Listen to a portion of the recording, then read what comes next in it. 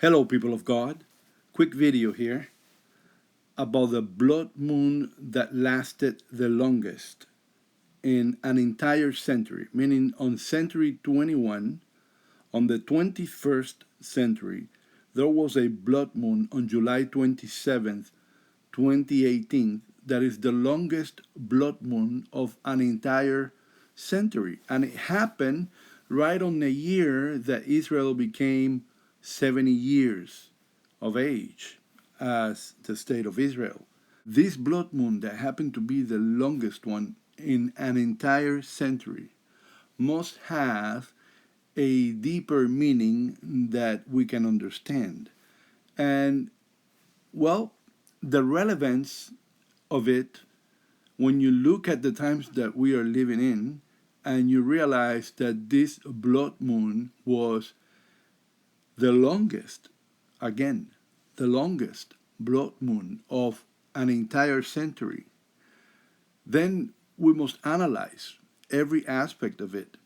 And we already mentioned that from that blood moon till December 31st, we have 888 days. And we all know, for the ones that do know, that that is the number pertaining Jesus Christ, according to Greek gematria. And 888, pointing to the last day of the year, pointing to Jesus Christ on the last day of the year. It's also in agreement with several prophecies that I already mentioned in my previous video, as the last day for resurrection, the 17th day of the month, which prior to the resurrection of Jesus Christ, the Ark of Noah and the crossing of the Red Sea happened on the 17th of the month, which is always in the Jewish calendar the third day of the full moon. Jesus Christ himself rose up from the dead on the third day of the full moon, the 17th of the month. And the prophecy of Hosea chapter 6 verse 2 happened on the third day of the full moon. So every time the Lord is talking about the third day according to the patterns of the scriptures, he was referring to the full moon, the third day of the full moon. And all of these prophecies are in agreement on the last day of December, December 31st, 888 days from the longest blood moon of the century, at the last day on the 17th of the month of Tevet, which is the 10th month of the Jewish calendar, which also is the month that Queen Esther was taken to the royal palace. And according to the scriptures of the book of Esther and also of the book of Daniel, chapter 4, verse 29 to 31, King Nebuchadnezzar, 12-month warning after 12 months. December 31st is clearly after 12 months. Now, we have a wild detail here that I'm going to leave for later, referring to the blood moon, because I want to touch also the December 31st, 2019 COVID-19 timeline. If we look at 2011 and 2012, the first day of the year on January 1st, the blackbirds falling from the sky in 2 years in a row, meaning that most likely the trial, according to the prophet T.B. Joshua, that said that this 2020 was going to be a year of humility for the whole world, and it did come to pass that way. It has humbled the whole world. Prophecy for 2020, Prophet T.B. Joshua. Prophecy for the world. 1. This year will be a year of humility. And the reality, it brought this nation to its knees. If this virus is teaching us anything, it's humility. Time for humility.